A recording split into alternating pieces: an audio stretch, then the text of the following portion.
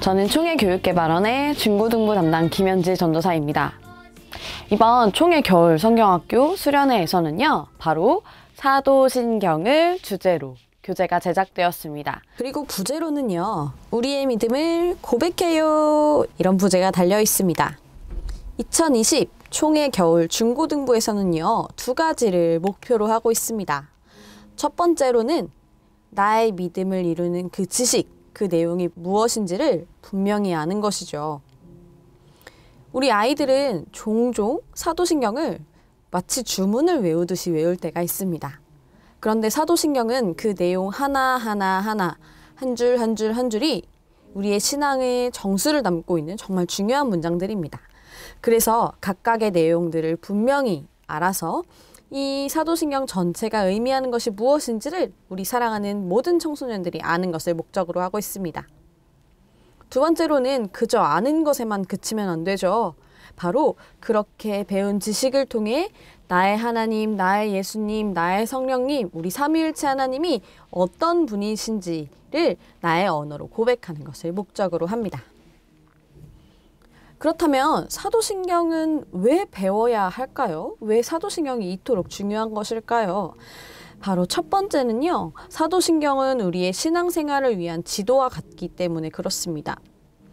우리가 어디로 가야 할지 모를 때, 우리가 무엇을 믿는지 모를 때, 그래서 우리의 신앙이 어디로 가야 할지 알지 못할 때 우리의 신앙을 분명하게 가르쳐주는 지도와 같은 역할을 하기 때문에 그렇습니다.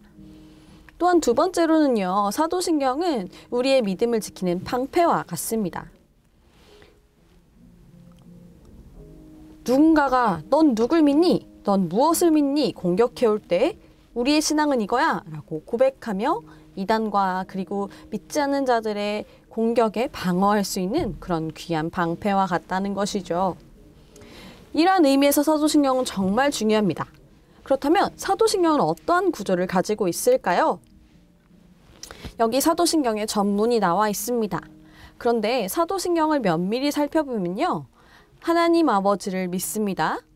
주 예수 그리스도를 믿습니다. 그리고 성령을 믿습니다. 라는 세 가지 부분으로 나뉘어집니다. 그런데 가만히 보시면 하나님에 관련된 부분은 한 줄, 그리고 예수 그리스도에 대한 부분은 엄청나게 많이, 그리고 그거보다 훨씬 간략한 내용으로 성령을 믿습니다. 라는 내용이 등장하고 있습니다. 이거는 왜일까요? 바로 그냥 단순히 예수님에 대한 진술이 이렇게 많은 것이 아니라 어떤 특정한 목적을 가지고 있다는 것이죠. 사도신경에서 고백하고 있는 예수 그리스도에 대한 내용을 쭉 살펴보자면 잉태, 고난, 죽음, 부활, 승천, 그리고 심판하러 다시 오시는 재림까지 있습니다. 이 모두가 향하고 있는 것은요, 바로 구원입니다. 예수님이 생애에서 정말 많은 사역을 하셨지만 사도신경은 특별히 그 구원자로서 예수님을 조명하고 있는 것입니다. 그러니 하나님에 대해서도 전능하신 분이라고 설명을 할 때에는 바로 이 구원을 가능하게 하시는 전능자로서 성부 하나님을 가리키는 것이고요. 그리고 그 구원의 결과로서 성령님이 하시는 것은 교회됨, 그리고 성도의 교제와, 그리고 죄사함, 부활, 영생까지 바로 그 구원이 우리에게 적용되는 분으로서 성령님을 가리키고 있습니다.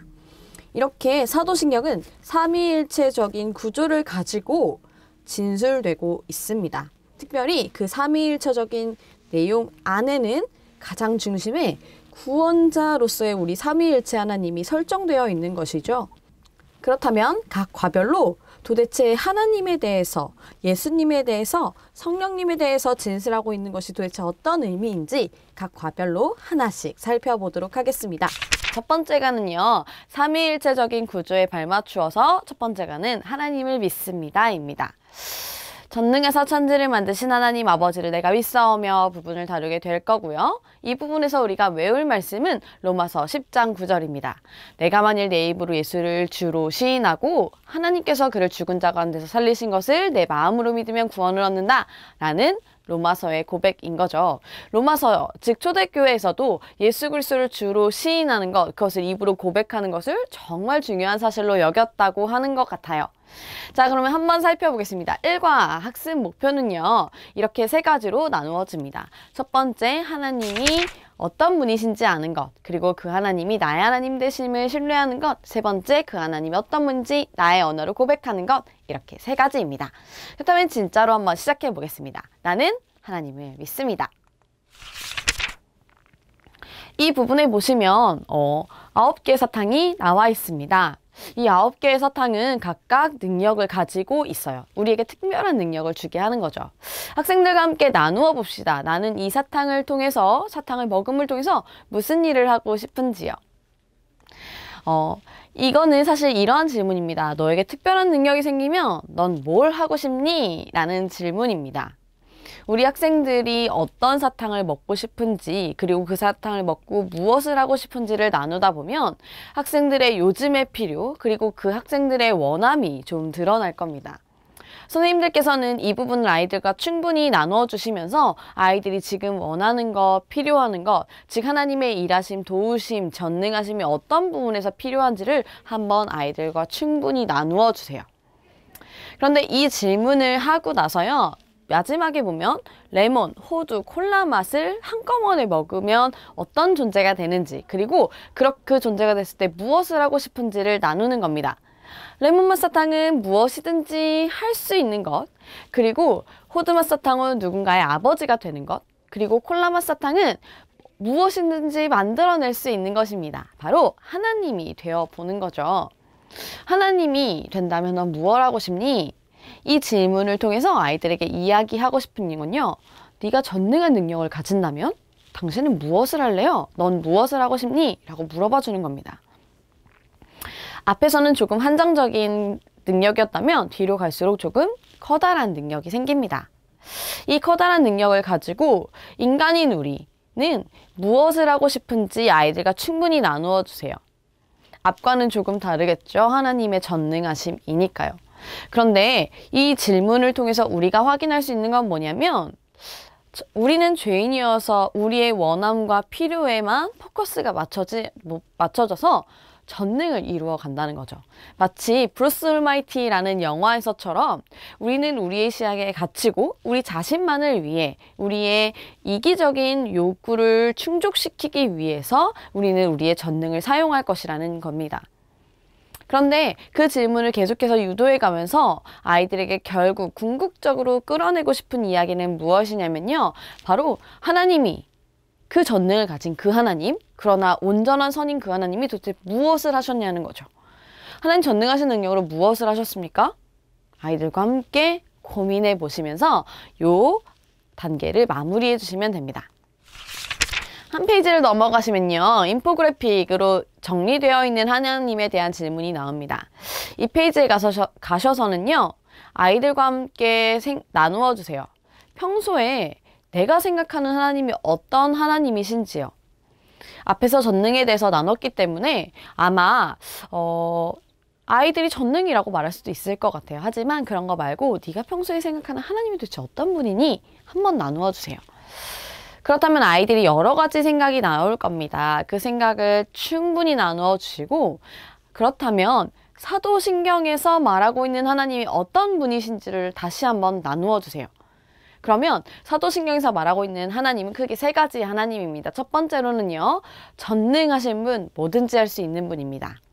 두 번째로는요, 그 전능한 능력을 가지고 세상을 창조하신 분, 그리고 여전히 보존하시는 분으로 사도신경은 그리고 있습니다. 마지막으로는요, 아버지이신 하나님을 사도신경은 이야기하고 있네요. 내가 아는 하나님과 사도신경이 고백한 하나님이 조금 다릅니다. 사도신경은 왜 하나님을 이렇게 고백할까요? 이것의 의미는 무엇일까요? 라고 질문을 나누며 우리 좀 더 사도신경을 깊이 배워보도록 하겠습니다. 자, 사도신경에 대해서 깊이 생각해 봅시다. 자, 첫 번째 질문을 들어가 볼게요. 사도신경은 하나님을 어떤 분으로 고백하고 있나요? 아이들과 나눠주세요. 그렇다면 사도신경에서는 전능하셔서 천지를 만드신 분, 그리고 아버지 되신 하나님에 대해서 이야기하고 있다는 걸 발견할 수 있습니다. 그런데 여기서 여러분 교사용 페이지를 한번 봐주시겠어요? 교사용 페이지에는 학생용에 없는 질문이 등장하고 있습니다. 바로 H1, 교사용 페이지에는 1H 이렇게 나와 있습니다. 숨긴 히든 질문이라는 건데요. 옛날부터 우리 조상들, 우리의 믿음의 조상들이 계속해서 신조와 교리를 가르치는 그 방법은 바로 질문을 통해서, 문답을 통해서 교리를 배우고 학습했습니다. 그래서 이번 중고등부 교재도 그렇게 구성을 해보았어요. 아이들이 교재에 있는 뻔한 질문에 대한 대답만 하는 게 아니라 아이들을 생각하게 하는 그 질문을 교사용에 숨겨놓음으로써 아이들이 그냥 답을 찾아갈 때 생각을 하게 하는 거죠. 그렇다면 넌 이 두 가지 사실 중에 뭐가 좋아? 라고 물어봐 주시면 됩니다.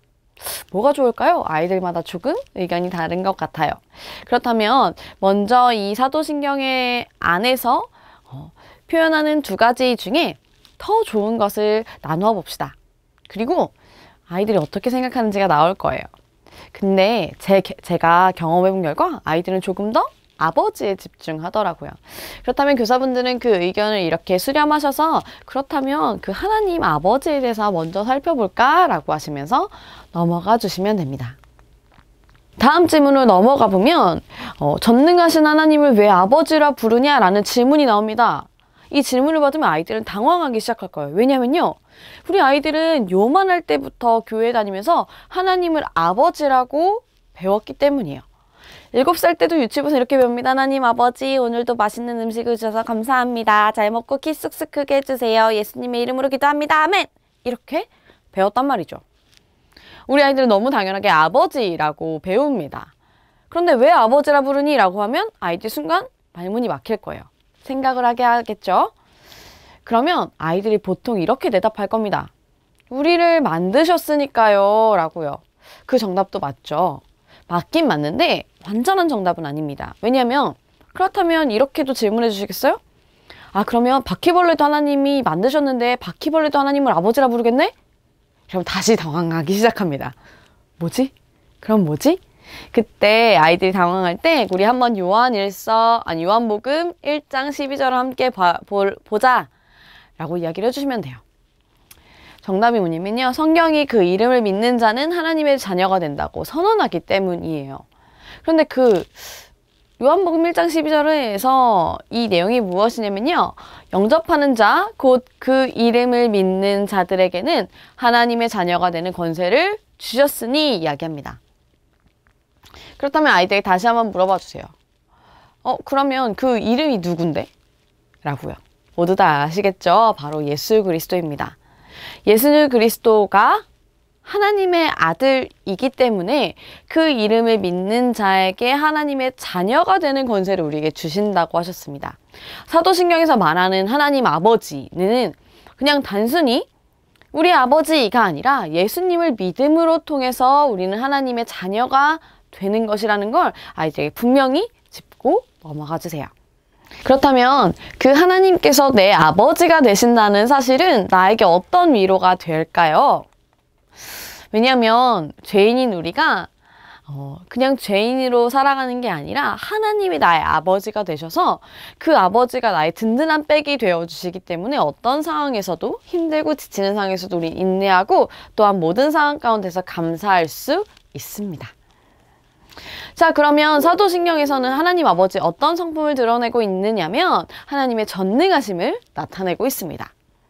하나님, 여기 보면 성품이란 단어가 있어서 조금 헷갈리실 텐데요. 하나님의 존재와 하나님의 사역 이렇게 나눌 때 보통 성품이란 단어를 사용합니다. 그래서 하나님은 어떤 존재이십니까? 라는 질문이에요. 하나님의 전능하심을 나타내고 있죠. 그러면 하나님께서는 전능하신 능력으로 무엇을 하셨을까요? 저희 아까 도입에서도 했던 질문이죠. 바로 천지를 창조하셨습니다. 이 세상 모든 것, 나를 포함한 그리고 이 자연 만물 모든 것을 창조하셨습니다. 그럼 질문해 주세요. 그것만 만드셨니? 그리고 만드시고 끝났니? 아니죠.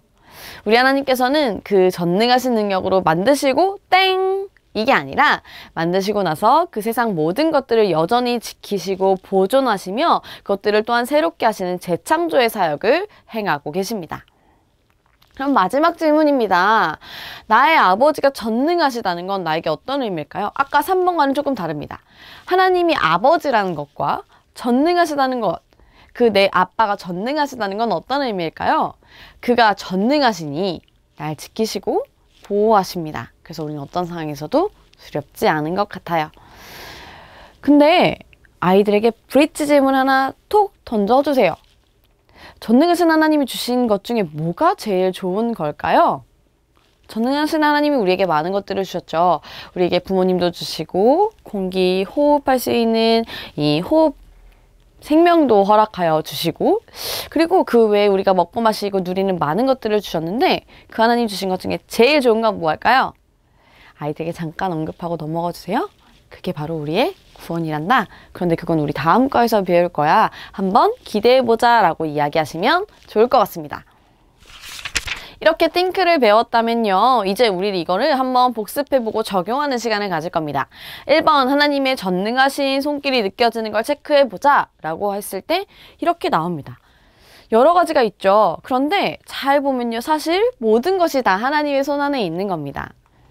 그런데 이 부분을 하면서 결국 우리가 말하고자 하는 건요, 난 어느 때 하나님의 전능하심을 느끼니? 라는 거예요. 하나님은 모든 것을 다스리시고 보존하시고 그 모든 것이 하나님의 전능하신 그 손 안에 있다고 고백합니다. 그런데 그 하나님의 전능하심을 나는 언제 느끼냐는 거죠. 그래서 아이들과 함께 고민해 보시다. 하이델베르그에서는 이렇게 합니다. 하나님의 섭리가 무엇이죠? 거기엔 이렇게 합니다. 섭리는 하나님의 전능하고 언제 어디에서나 누구에게나 미치는 능력이에요. 그래서 하나님 마치 자기의 손으로 하듯이 모든 피조물을 보존하고 다스리는 겁니다. 그래서 잎새와 풀, 비와 가뭄, 흉년과 풍년 그 모든 것이 다 우연이 아니라 하나님의 손길로 우리에게 임한다는 것. 그래서 이 모든 것이 하나님의 손길 안에 있지만 그 중에 나에게 느껴지는 것이 무엇이냐라는 거예요. 저희 하이델베르크 공부하면서 두 번째 포인트가 있었죠. 바로 그 하나님이 어떤 하나님인지 내 입술로 고백한다는 거예요. 이거는 그걸 적용하기 위한 단계입니다. 모든 것에 영향을 미친다는 거 알겠어요. 그런데 나의 하나님은 나에게 어떤 하나님인가요? 아이들과 함께 고민하는 시간 가져보도록 하겠습니다. 두 번째, 하나님을 아버지라 부를 때 유익이 아닌 것은 도대체 무엇일까요? 보시면 정답은 4번입니다. 나에게 힘든 일이 일어나지 않을 것이라 자신할 수 있다. 빠샤! 근데 아니죠. 모든 신자에게는 당연히 하나님의 고난이, 하나님이 주신 고난 혹은 시련과 유혹이 찾아옵니다.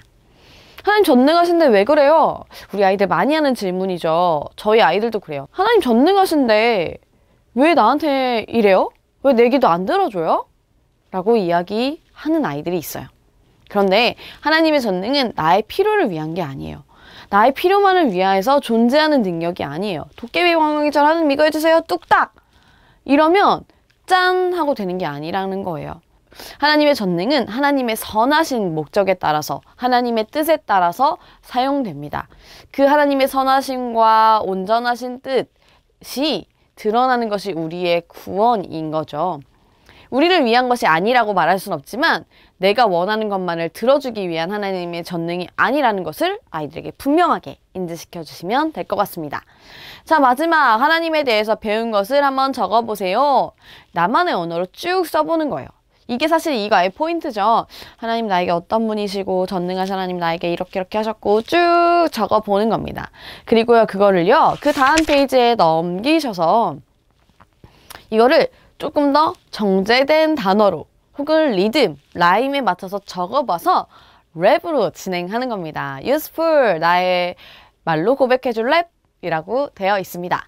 여기 보시면 QR코드가 있습니다. 이거를 탁 찍어보면요, 중고등부 트램 영상이 나옵니다.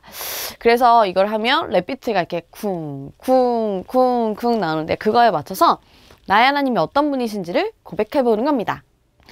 사실 랩이 아닌 어떤 형식이어도 상관없습니다. 나의 신앙을 고백한다면 뭐 춤이어도 되고요. 혹은 시여도 됩니다. 어떤 형식이든 아이들이 자신의 하나님에 대해서 분명하게 고백할 수 있다면 여러 가지 도구를 써서 사용해 주시면 될 것 같아요. 특히 근데 아이들이 이 트랩 영상을 가지고 굉장히 잘 쓴다, 랩을 너무너무 잘한다, 우리 아이가 BY 같다 라고 하시다면요, SNS에 총회교육개발원 해시태그 붙여가지고 같이 올려주세요. 그렇다면 제가 찾아가서 응원할 수 있는 작은 무언가를 선물해 드리도록 하겠습니다. 한 페이지 더 넘기시면 짤막한 커튼이 나와 있습니다. 모든 과의 마지막엔 이 커튼으로 끝나는데요. 그냥 단순히 사도신경의 내용만을 배우는 게 아니라 거기서 조금 더 나아가서 고민할 수 있는 부분이 카툰으로 제시되어 있습니다. 1과에서는 사도신경의 유래에 대해서 나오는데요. 특별히 이 부분은 유튜브에 들어가 보시면 사도신경의 맨 처음이 어떻게 시작했는지 잘 만들어진 영상으로 제공되고 있습니다. 이 영상 보시고 아이들과 함께 조금 더 많이 고민해 볼 부분은 함께 토의하시며 더 깊은 이해로 아이들을 초대해 주시면 됩니다. 여기까지가 1과 나는 하나님을 믿습니다 입니다. 저희 한번 외울 말씀 읽으면서 한번 이 과를 마무리해 봤으면 좋겠는데요. 저희 한번 다시 읽어보겠습니다. 내가 만일 내 입으로 예수를 주로 시인하여 또 하나님께서 그를 죽은 자 가운데서 살리신 것을 내 마음으로 믿으면 구원을 얻으리라. 아멘. 우리 아이들이 마음으로 믿어 그리고 입으로 시인하여 하나님의 구원을 이루어가는 그런 청소년들 되길 바랍니다. 여기까지가 1과 나는 하나님을 믿습니다 였습니다. 감사합니다. 안녕.